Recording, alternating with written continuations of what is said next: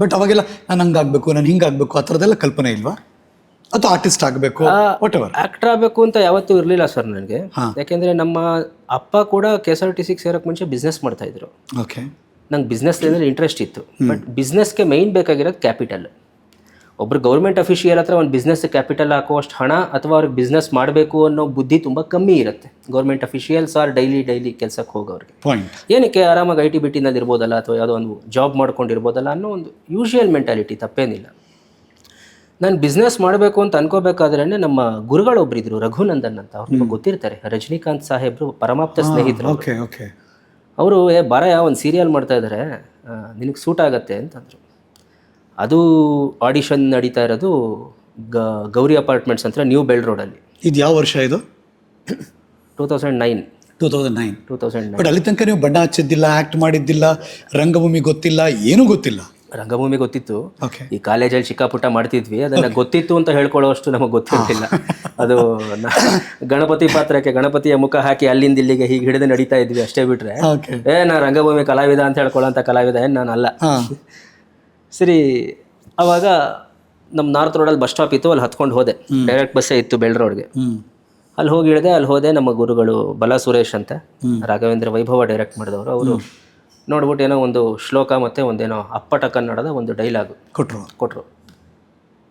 ಸರಿ ಹೇಳಿದೆ. ಅವರು ಆಯಿತು ಕಣೋ, ನಿನಗೆ ಸ್ವಲ್ಪ ಚೆನ್ನಾಗಿ ಹೇಳ್ತೀಯ, ಸ್ಪಷ್ಟ ಕನ್ನಡ ಇದೆ, ನಾಲ್ಗೆ ಹೊರಳತ್ತೆ, ನಿನಗೆ ಯಾವುದಾದ್ರೂ ಒಂದು ಒಳ್ಳೆ ಪಾತ್ರ ಹಾಕ್ತೀನಿ ಅಂದರು. ರಾಘವೇಂದ್ರ ಸ್ವಾಮಿಗಳ ಪಾತ್ರ ಅಂತೇನಲ್ಲ ಸರ್, ನೀ ಸೀರಿಯಲಲ್ಲಿ ನಿಮಗೆ ಸ್ಕ್ರೀನ್ ಟೆಸ್ಟ್ ಮಾಡಬೇಕಾದ್ರೆ ಇಂಥದ್ದೇ ಪಾತ್ರಕ್ಕೆ ಅಂತ ಅವ್ರು ಹೇಳೋದಿಲ್ಲ. ಯಾಕೆಂದರೆ ಯಾರಿಗೂ ಅದು ಗ್ಯಾರಂಟಿ ಇರೋದಿಲ್ಲ. ಅದನ್ನೆಲ್ಲ ತೊಗೊಂಡೋಗಿ ಒಂದು ಕಡೆ ಸಮೀಕರಿಸಿದಾಗ ಇಂಥವ್ರನ್ನ ಇಂಥ ಪಾತ್ರ ಮಾಡಿಸೋಣ ಅಂತ ಆವಾಗ ಡಿಸೈಡ್ ಮಾಡ್ತಾರೆ. ಫಸ್ಟು ಆ್ಯಕ್ಟಿಂಗ್ ಸ್ಕಿಲ್ಸ್ ಅಷ್ಟೇ ಎಲ್ಲ ಕಡೆ ನೋಡುವಂಥದ್ದು. ನಮಗೇನವಾಗ ಸುಮ್ಮನೆ ಟಿಕೆಟ್ ವೇಸ್ಟ್ ಮಾಡ್ಕೊಂಡು ಬಂದಿದ್ದಾಯಿತು ಅನ್ನೋ ಫೀಲಿಂಗ್ ನಮಗೆ. ಅಲ್ಲೆಲ್ಲ ಆರಾಮಾಗಿ ಫ್ರೆಂಡ್ಸ್ ಜೊತೆ ಕ್ರಿಕೆಟ್ ಆಡ್ಕೊಂಡಿರ್ತಾ ಇದ್ದೆ, ಸುಮ್ಮನೆ ಇಲ್ಲಿ ಕರ್ಕೊಂಬಂದರು ನಮ್ಮನ್ನ ಅಂತ. ಏನು ಮಾಡೋಕ್ಕಾಗತ್ತೆ, ಈಗ ರಘುನಂದನವ್ರಿಗೆ ಏನು ಹೇಳೋಕ್ಕಾಗಲ್ಲ. ಸರ್ ನಾವು ಹೊರಡ್ತೀನಿ ಅಂತಂದೆ. ಅವತ್ತಿಗೆ ಸಮಸ್ಯೆ ಏನಾಗಿತ್ತು, ಏನು ಕಷ್ಟ ಅಂತಲ್ಲ, ಅವತ್ತಿಗೆ ನನ್ನ ಹತ್ರ ಹಣ ಇರಲಿಲ್ಲ. ಸಿಂಪಲ್. ಇವ್ರನ್ನ ಕೇಳೋಕ್ಕೆ ಬೇಸರ, ರಘುನಂದನ್ ಅವ್ರನ್ನ ಒಂದು 50 ರೂಪಾಯಿ ಕೊಡಿ, ನಾನು ಬಸ್ಸಲ್ಲಿ ಹೋಗ್ಬೇಕು ಅಂತ ಕೇಳಕ್ಕೆ ಒಂಥರ ಏನೋ ಬಿಗುಮಾನ. ಆಯಿತು ಹೊರಡು, ಆಯ್ತು. ನಾನು ಒಂದು ಅರ್ಧ ಗಂಟೆ ಅಲ್ಲಿಂದ ಇಲ್ಲಿಗೆ ಓಡಾಡಿದೆ, ಮತ್ತೆ ಬಂದೆ. ಅಲ್ಲೇ ಊಟ ತರಿಸಿದ್ರು, ಊಟ ಮಾಡೋ ಅಂತಂದರು. ಅದಕ್ಕೇನಂತೆ ಊಟ ಮಾಡೋಣ ಅಂತ ಊಟನೂ ಮಾಡಿದೆ ಸೈಡಲ್ಲಿ ಕೂತ್ಕೊಂಡು. ನನಗೇನೋ ದುಡ್ಡು ಬಿಟ್ಟು ಕೊಡ್ತಾರೆ ಅಂತ ಹೋಗೋಕ್ಕೆ. ಇವ್ರು ಕೇಳ್ತಾ ಇಲ್ಲ. ಅವಾಗೆಲ್ಲ ಈಗಿನ ಫೋನ್ಪೇ ಏನೂ ಇಲ್ಲ, ATM ಕಾರ್ಡು ಇಲ್ಲ, ಸ್ಟೂಡೆಂಟ್ ನಾನು ಅವಾಗ. ಏನಯ್ಯ ಹಿಂಗಾಗೋಯ್ತಲ್ಲ ಅಂತ. ಇನ್ನು ಮೊಬೈಲು ಯಾವುದೋ ಚಿಕ್ಕದು 3315 ನೋಕಿಯಾ ಅವಾಗ, ಅದೆಲ್ಲ ಶೋಕಿ ಚೆನ್ನಾಗಿ ಮಾಡ್ತಾ ಇದ್ದೆ ನಾನು ಅವಾಗ. ಮೊಬೈಲು ಸೋನಿ ಎರಿಕ್ಸನ್ ಬಂದಾಗ ಕಲರ್ ಮೊಬೈಲ್ ಎಲ್ಲ ಫಸ್ಟಿಗೆ ತೊಗೊಂಡು ಅದೆಲ್ಲ ಶೋಕಿ ಮಾಡಿದ್ದೆ. ಅವಾಗೆಲ್ಲ ಒಂದು ಕಾಲ್ಗೆ 99 ಪೈಸಾ ಅಮ್ಮಂಗೆ ಫೋನ್ ಮಾಡಿದೆ. ಅಮ್ಮ ಅಂದರು, ನಾನು ಮೈಸೂರಲ್ಲಿ ಇದ್ದೀನಿ, ನೀನು ಬೆಂಗಳೂರಲ್ಲಿ ಇದೆಯಾ, ಹಣ ಕಳಿಸೋ ಮಾಧ್ಯಮ ಹೆಂಗೆ, ಓಲಿ ಅಲ್ಲಿ ಯಾರು ಕೇಳು, ನಾಳೆ ಕೊಟ್ರಾಯ್ತು ಅಂತಂದರು. ನಾವು ಕೇಳಕ್ಕೆ ಬಿಗುಮಾನ. ಅಲ್ಲಿಂದ ನಡ್ಕೊಂಬಂದೆ ಬಸವನಗುಡಿಗೆ. ಎಲ್ಲಿಗೆ? ಬೆಲ್ ರೋಡಿಂದ ಬಸವನಗುಡಿಗೆ. ಅಯ್ಯೋ. ನಡ್ಕೊಂಬಂದೆ. ಅಂದರೆ ಸ್ವಾಭಿಮಾನ ನೋಡಿ ಹೆಂಗಿದೆ ನಿಮಗೆ. ಅವಾಗೆಲ್ಲ ಹೆಂಗೆ ಅಂದರೆ ಬಸ್ಸಲ್ಲೂ ಕೂಡ ಈಗಿನ ಥರ ಆಟೋಮೆಟಿಕ್ ಡೋರ್ ಇರಲಿಲ್ಲ, ಮುಂದೆ ಹಿಂದೆ ಡೋರ್ ಇತ್ತು. ಕರೆಕ್ಟ್.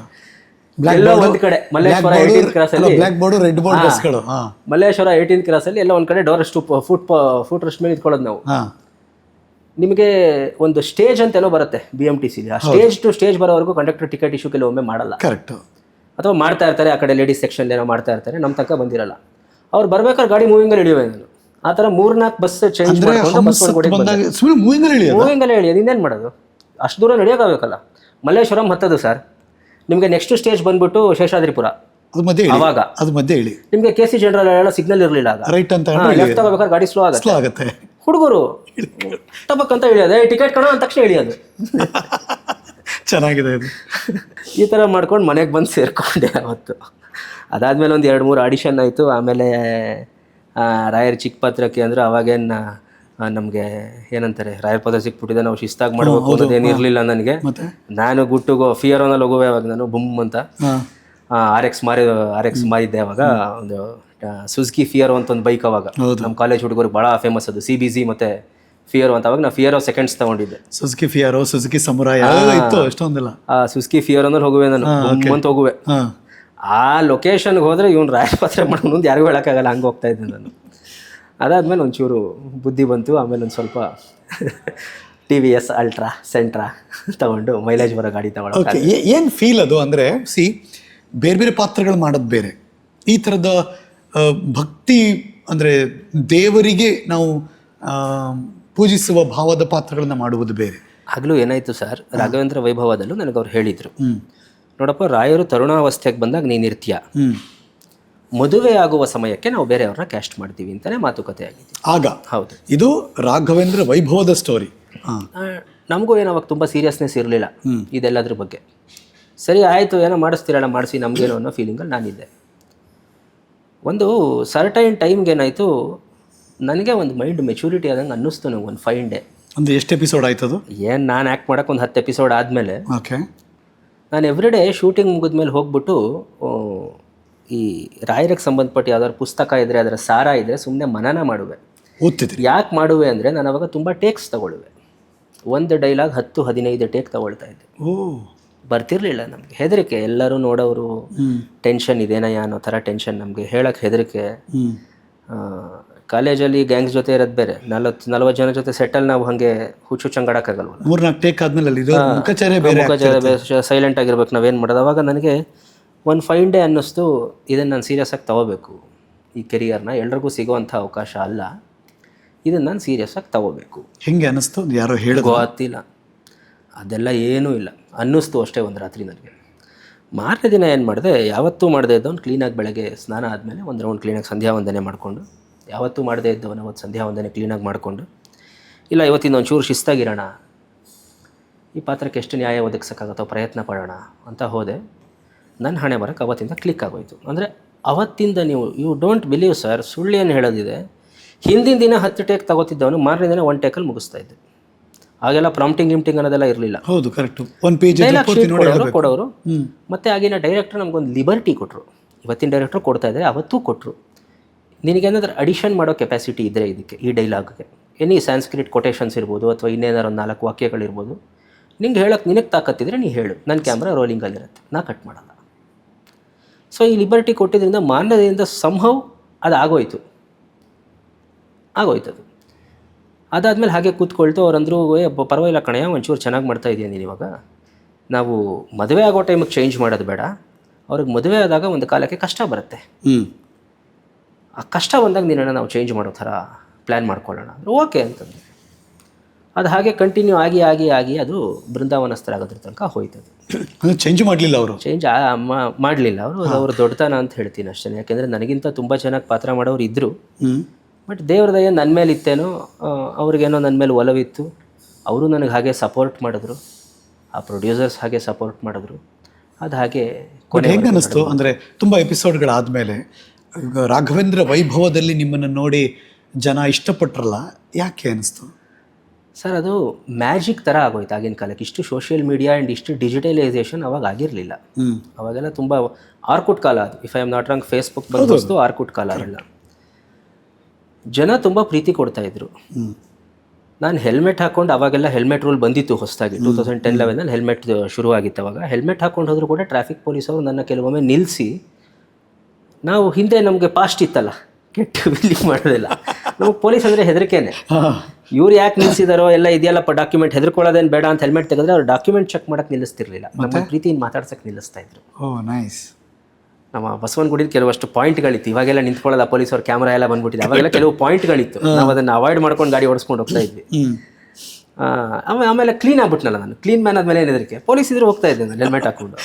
ಅವ್ರು ಹಿಡಿದಾಗ ಹೆದರಿಕೆ ಆಗೋದು, ಬಟ್ ಅವ್ರು ಪ್ರೀತಿಗೆ ಅಂದರೆ ನೀವು ಲೆಕ್ಕ ಹಾಕಿ, ಹೆಲ್ಮೆಟಲ್ಲಿ ಎಷ್ಟು ವಿಸಿಬಿಲಿಟಿ ಇರುತ್ತೆ ಒಬ್ಬ ಮನುಷ್ಯನ ಫೇಸ್, ಇಷ್ಟಿರುತ್ತೆ ಸರ್, ಅಷ್ಟರಲ್ಲಿ ಕಂಡುಹಿಡಿತಾ ಇದ್ರು. ಇದು ಆ ಪಾತ್ರಕ್ಕಿರೋ ಮಹತ್ವ ಸರ್. 100 ಸೀರಿಯಲ್ ಬಂದಿದೆ ಸರ್, ಆ್ಯಂಡ್ ಇದ್ರದ್ದು ಪ್ರೋನೂ ಇದೆ ಕಾನೂ ಇದೆ. ಅಗೈನ್ ನೀವು ರಾಯರ್ ಪಾತ್ರ ಮಾಡಿದ್ದಕ್ಕೆ ನಿಮ್ಗೆ ಎಷ್ಟು ಪ್ಲಸ್ ಇದೆಯೋ ಅಷ್ಟೇ ಮೈನಸ್ಸು ಆಗುತ್ತೆ ಲೈಫಲ್ಲಿ. ಅದನ್ನು ತಡ್ಕೊಳ್ಳೋ ಕೆಪಾಸಿಟಿ ನಮಗಿರ್ಬೇಕು, ನಾವು ನೆಗೆಟಿವ್ ಆಗಿ ತಗೋಬಾರ್ದು ಅದನ್ನು. ಬಟ್ ಪಾಸಿಟಿವ್ ತುಂಬ ಇದೆ. ನೆಗೆಟಿವ್ನೂ ಇದೆಯಾ? ನೆಗೆಟಿವ್ ಅಂದರೆ ಹೇಗಾಗುತ್ತೆ ಗೊತ್ತಾ, ನಿಮ್ಗೆ ಆ ಸೀರಿಯಲ್ ಮುಗಿದ್ಮೇಲೆ ವಾಟ್ ನೆಕ್ಸ್ಟ್? ನಾನು 3 ವರ್ಷ ಜೀವನದಲ್ಲಿ ಪಡಬಾರದು ಕಷ್ಟಪಟ್ಬಿಟ್ಟೆ. ಯಾಕೆಂದರೆ ರಾಘವೇಂದ್ರ ವೈಭವ ಮಾಡಿದೆ, ಆಮೇಲೆ ಒಂದು ಸ್ವಲ್ಪ ದಿನ ನಾನು ರೇಡಿಯೋ ಜಾಕಾಗಿ ಕೆಲಸ ಮಾಡಿದೆ. ಆಮೇಲೆ ಆಕಾಶದೀಪ ಅಂತ ಒಂದು ಸೀರಿಯಲ್ ಬಂತು, ಅದು ಲೌಕಿಕ ನಾರ್ಮಲ್ ರೊಮ್ಯಾಂಟಿಕ್ ಸೀರಿಯಲ್. ಅದು ರೊಮ್ಯಾಂಟಿಕ್ ಸೀರಿಯಲ್ ಆದಮೇಲೆ ವಾಟ್ ನೆಕ್ಸ್ಟ್? ನಿಮಗೆ ಸ್ವಂತ ಬಿಸ್ನೆಸ್ ಇಲ್ಲ, ನಿಮ್ಮನ್ನ ಬೇರೆ ಸೀರಿಯಲ್ ಕ್ಯಾಸ್ಟ್ ಮಾಡ್ತಾಯಿಲ್ಲ, ಅವನಿಗೆ ಕೆಟ್ಟ ಪಾತ್ರ ಕೊಡೋಕ್ಕಾಗಲ್ಲ, ಜನ ರಿಸೀವ್ ಮಾಡಲ್ಲ ಅಂತ ಒಂದು ಶರ ಬರೀತಾರೆ. ಸೊ ನೀವು ಕಲಾವಿದನಾಗಿ ಹೇಗೆ ನಿಮ್ಮನ್ನು ನೀವು ಪ್ರಮೋಟ್ ಮಾಡ್ಕೋತೀರಾ? ಸಖತ್ ಕಷ್ಟ, ಹೈಲಿ ಇಂಪಾಸಿಬಲ್. ಫೈನಾನ್ಷಿಯಲಿ ನೀವು ಬ್ಯಾಕ್ವರ್ಡ್ ಆಗ್ತೀರಾ. ನಿಮಗೆ ತುಂಬ ಸಂಬಳ ಬಂತೋ ಬಿಡ್ತೋ, ಬಟ್ ನಿಮ್ಮ ಡೈಲಿ ರೊಟೇಷನ್ಗಂತೂ ದುಡ್ಡು ಬರ್ತಾ ಇತ್ತು ಹೌದು, ಸೀರಿಯಲ್ಸ್ ಮಾಡ್ಬೇಕಾದ್ರೆ. ಕರೆಕ್ಟ್. ಒನ್ಸ್ ಸೀರಿಯಲ್ ನಿಂತೋದ್ಮೇಲೆ what is my life? Acting ಕೇಳಕ್ಕೆ ಹೋಗೋಕ್ಕೆ ನಿಮ್ಗೆ ಅವಕಾಶ ಸಿಗ್ತಾ ಇಲ್ಲ. ತಪ್ಪಲ್ಲ, ಅವ್ರದ್ದೇನೋ 100 ನಾರ್ಮ್ಸ್ ಇರುತ್ತೆ ತಗೊಳ್ಳೋರ್ದು. ಏನು ಮಾಡ್ತೀರಾ? 1 ವರ್ಷ ಕಷ್ಟಪಟ್ಟೆ, ಅಲ್ಲಿ ಇಲ್ಲಿ ಏನೋ ಫ್ರೀಲ್ಯಾನ್ಸ್ ಆಗಿ ಮಣ್ಣು ಮಸಿ ಕೆಲಸ ಮಾಡ್ಕೊಂಡು ಸ್ವಲ್ಪ ಒದ್ದಾಡಿದೆ. ಒಂದು ಫೈನ್ ಡೇ ಮೈಸೂರಲ್ಲಿ ಕೂತಿದ್ದೆ. ಮೈಸೂರಲ್ಲಿ ಕೂತಾಗ ಅನ್ನಿಸ್ತು, ಇವತ್ತಿನ ಆರ್ಟಿಸ್ಟ್ಗಳಿಗೆ ಅದು ಪಕ್ಕಾ ಇದೆ, ನಮ್ಮ ಕಾಲದ ಆರ್ಟಿಸ್ಟ್ಗಳಿಗೆ ಅಷ್ಟು ಬುದ್ಧಿ ಖಂಡಿತ ಇರಲಿಲ್ಲ.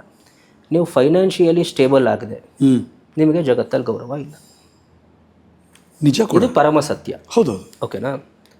ನಿಮ್ಮನ್ನು ಯಾಕೆ ಕೆಲವೊಮ್ಮೆ ಜನ ತುಚ್ಛವಾಗಿ ಅಥವಾ ನೀಚವಾಗಿ ಕಾಣ್ತಾರೆ ಅಂದರೆ ನೀವು ಅವ್ರ ಮೇಲೆ ಡಿಪೆಂಡ್ ಆಗಿರ್ತೀರ ಅದಕ್ಕೆ.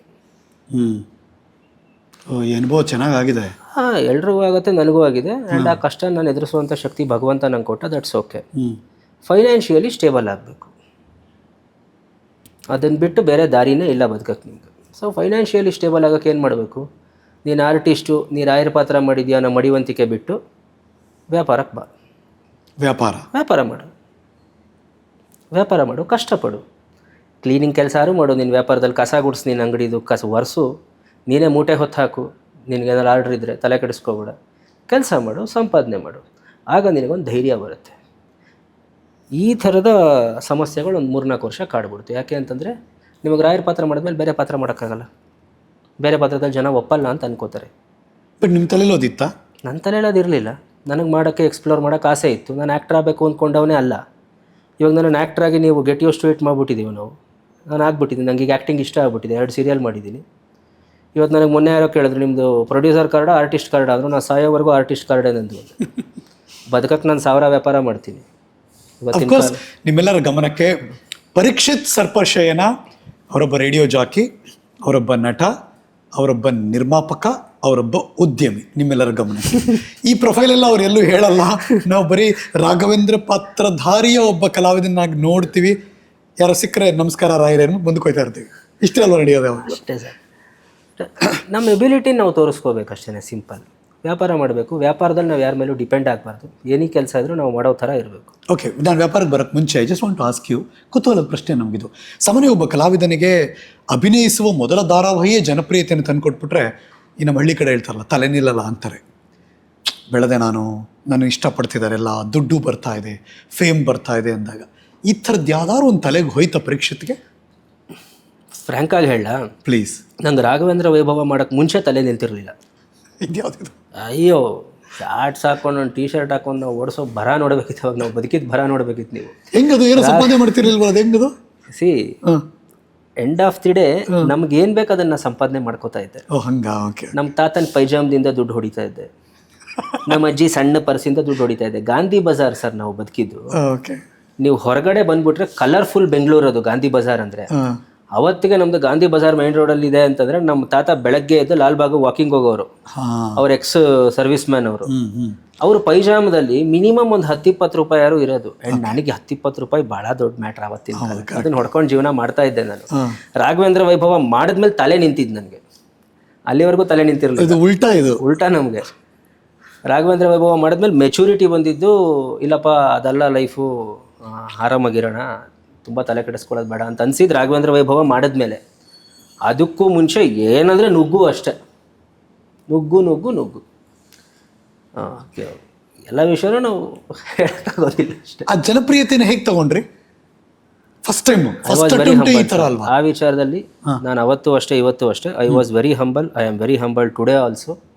ನನಗೆ ಆ ಪಾತ್ರದಿಂದ ಆ ಪ್ರೊಡಕ್ಷನ್ ಹೌಸ್ ಅವರು ನನಗೆ, ನಮ್ಮ ರಾಘವೇಂದ್ರ ವೈಭವದ ಅನಿತಮ್ಮ ಇರ್ಬೋದು, ಪಟ್ಟಾಭಿರಾಮ್ ಸಾಹೇಬ್ರು ಇರ್ಬೋದು, ಆಕಾಶದೀಪದ ಸಕ್ಕರೆಬೈಲ್ ಶ್ರೀನಿವಾಸ್ ಸಾಹೇಬ್ರು ಇರ್ಬೋದು, ಇವತ್ತಿನ ಸುಖಧಾರೆ ಸಾಹೇಬ್ರು ಇರ್ಬೋದು.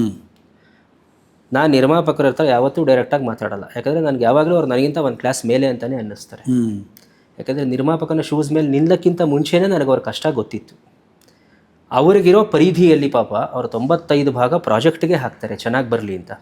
ಆ್ಯಂಡ್ ಅದರಿಂದ ಉದ್ಧಾರ ಮತ್ತು ಹೆಸರು ಎರಡೂ ಸಿಗೋದು ಕಲಾವಿದನಿಗೆ ಮಾತ್ರ. ಅವ್ರಿಗೇನೋ ಸಿಗೋದೇ ಇಲ್ಲ, ಖಂಡಿತ ಇಲ್ಲ.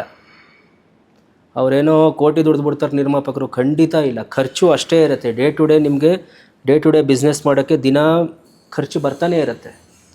ಸೊ ನಿರ್ಮಾಪಕನ ಜೊತೆಗೆ ನಾವು ಯಾವಾಗಲೂ ಇರಬೇಕು. ನಾನು ನಿರ್ಮಾಪಕ ಆದಮೇಲೆ ನನಗೆ ಇನ್ನೂ ಅದು ಜಾಸ್ತಿ ಅನ್ನಿಸ್ತು. ಬಟ್ ನಾನು ಹಿಂದೆ ಕೂಡ ಯಾವತ್ತೂ ನಿರ್ಮಾಪಕರಿಗೆ ಯಾವತ್ತೂ ತೊಂದರೆ ಕೊಟ್ಟಿಲ್ಲ. ಯಾರು ನನ್ನ ಬಗ್ಗೆ ಕಂಪ್ಲೇಂಟ್ ಮಾಡೋ ಹಾಗೆ ನನ್ನ ಜೀವನ. ಕುತೂಹಲದ ಪ್ರಶ್ನೆ, ಶುರು ಮಾಡಿದಾಗ ಕೆರಿಯರು ನಿಮ್ಮ ಮೊದಲ ಸಂಭಾವನೆ ಎಷ್ಟು? ಅವತ್ತಿನ ಕಾಲಕ್ಕೆ ನಂಗೆ ಒಂದಿನಕ್ಕೆ ₹1,000 ಕೊಡ್ತಾಯಿದ್ರು, which is very big amount for 2010. ಒಂದಿನಕ್ಕೆ 1,000 ಅದು ಜಾಸ್ತಿ ಅಮೌಂಟ್ ಅವ್ರು ಕೊಟ್ಟು. ಅದು ಮೊದಲನೇ ಅಟೆಂಪ್ಟು, ಮೊದಲನೇ ಅಭಿನಯ. ನನ್ನ ಮಕ್ಕಕ್ಕೆ ಅವ್ರು ₹100 ಕೊಟ್ಟಿದ್ರು ನಾನು ಖುಷಿ ಆಗ್ತಾ ಹೋಗ್ತಾ ಇದ್ದೆ. ₹1,000 ಭಾಳ ದೊಡ್ಡ ಪೇಮೆಂಟ್ ನನಗೆ. ಅವಳದ್ದು ಅದರಲ್ಲಿ ಏನಿಲ್ಲ, ಯಾಕೆಂದರೆ ತುಂಬ ಓಪನ್ ಟಾಕ್ ಅಂತಾರಲ್ಲ ಆ ಥರ ಇದು. ಸರ್ ನನಗೆ ನಟನೆಯ ಗಂಧಗಳು ಗೊತ್ತಿಲ್ಲ. ಎಲ್ಲೋ ಪೋಲಿ ಅಲ್ಕೊಂಡಿದ್ದು ಹುಡ್ಕೊಂಡು ಕರ್ಕೊಂಡ್ಬಂದು ದೊಡ್ಡ ಪಾತ್ರ ಕೊಟ್ಟಿದ್ದೀರಾ, ಅಷ್ಟು ಹೆಸರು ಕೊಟ್ಟಿದ್ದೀರಾ, ಅದ್ರಷ್ಟಕ್ಕೆ ದುಡ್ಡು ಬೇರೆ ಕೊಡ್ತಾ ಇದ್ದೀರಾ. ನಂಗೆ ಅವ್ರು ₹200 ಕೊಟ್ಟಿದ್ರು ನಂಗೇನು ಬೇಜಾರಾಗ್ತಿರ್ಲಿಲ್ಲ, ನಾನು ಖುಷಿಯಾಗಿ ಆ್ಯಕ್ಟಿಂಗ್. ಏನು ಎಕ್ಸ್ಪೆಕ್ಟೇಷನ್ ಇರಲಿಲ್ಲ. ಎಕ್ಸ್ಪೆಕ್ಟೇಷನ್ ಮಾಡೋ ಪ್ರಾಜೆಕ್ಟೇ ಅಲ್ಲ ಅದು. ಎಷ್ಟು ಜನಕ್ಕೆ ಸಿಗುತ್ತೆ? ನಾನು ಒಂದೇ ಸೀರಿಯಲನ್ನು 15-16 ವರ್ಷ ಆದರೂ ಅನ್ನ ತಿಂದಿದ್ದೀನಿ. ಆ ಪೇಮೆಂಟನ್ನು ಯಾರು ಸಮ ಮಾಡೋಕ್ಕಾಗುತ್ತೆ? ಅವ್ರು ನಂಗೆ ಅವತ್ತು ಒಂದಿನಕ್ಕೆ 25-30 ಸಾವಿರ ಕೊಟ್ಟಿದ್ರು ನಂಗೆ ಅದನ್ನು ಸಮ ಮಾಡೋಕ್ಕಾಗಲ್ಲ. ಇವತ್ತಿಗೂ ಕೂಡ ನಾನು ರಾಘವೇಂದ್ರ ವೈಭವದ ಹೆಸರಲ್ಲಿ ಅನ್ನ ತಿಂತೀನಿ ಎಷ್ಟೊಂದು ಸಲ. ಇವತ್ತಿಗೂ ನನ್ನ ಜನ ಹೆಸರಲ್ಲಿ ಕಂಡು ಹಿಡಿತಾರೆ. ಆ ಗ್ರ್ಯಾಟಿಟ್ಯೂಡ್ ಇದೆ ನನಗೆ. ಪೇಮೆಂಟ್ ಕೊಟ್ಟಿದ್ದು ಮ್ಯಾಟ್ರೇ ಅಲ್ಲ. ಹೊಟ್ಟೆ ತುಂಬ ಊಟ ಹಾಕಿದ್ದಾರೆ, ಕೇಳಿದ ಊಟ, ಅದಕ್ಕಿಂತ ಇನ್ನೇನು ಬೇಕು? ಈ ಜನ ನಿಮ್ಮನ್ನೆಲ್ಲ ಹೊರಗಡೆಯಿಂದ ಏನು ಕರೀತಾರೆ? ನಮಸ್ಕಾರ ರಾಯರೇ ಅಂತಾರ? ಎಲ್ಲಪ್ಪ ಪರೀಕ್ಷಿತ್ ಅಂತಾರೆ. ಆ ಕಾಲ ಎಲ್ಲ ಮುಗೀತೀಗ, ಈಗೆಲ್ಲ ಜನ್ಸಿ. ಇವಾಗ ಆಯ್ಮ ಹೆಂಗಿದ್ಯಮ್ಮ ಅಂತಾರೆ. ಅದೆಲ್ಲ ಏನಿಲ್ಲ. ಬಟ್ ಕೆಲವರೆಲ್ಲ ಹಿರಿಯರು ನೀವು ಮಾಡಿರೋ ಪಾತ್ರ ಚೆನ್ನಾಗಿದೆ ಅಂತ ಹೇಳ್ತಾರೆ.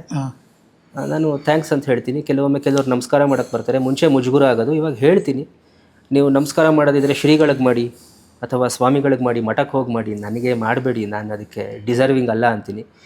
ಕೆಲವರು ತುಂಬ ಫೀಲಿಂಗಲ್ಲಿ ಮಾಡ್ತಾರೆ. ಹೃತ್ಪೂರ್ವಕವಾಗಿ ಅವ್ರಿಗೆ ಆಶೀರ್ವಾದ ಮಾಡ್ತೀನಿ, ದೇವ್ರು ಒಳ್ಳೇದು ಮಾಡಲಿ ಅಂತ. ಇನ್ನೇನು ಮಾಡೋಕ್ಕಾಗತ್ತೆ? ಏನು ದೂರ ತಳ್ಳೋಕ್ಕಾಗಲ್ಲ. ಅವ್ರು ಪ್ರೀತಿಯಿಂದ ಮಾಡ್ತಾ ಇದ್ದಾರೆ, ಒಳ್ಳೇದಾಗಲಿ ಬಿಡಿ, ಅವ್ರಿಗೆ ಆಶೀರ್ವಾದ ಮಾಡ್ತೀನಿ. ದೇವ್ರನ್ನ ಕೇಳ್ಕೊತೀವಿ, ಅವ್ರು ನಿನಗಯ್ಯ ಮಾಡ್ತಿರೋದು ನನಗಲ್ಲ, ಆಮೇಲೆ ನನಗೇನಾರು ತೊಂದರೆ ಕೊಟ್ಬಿಟ್ಟಿಯಾ ಅಂತ ಕೇಳ್ಕೊತೀನಿ ಅಷ್ಟೇ.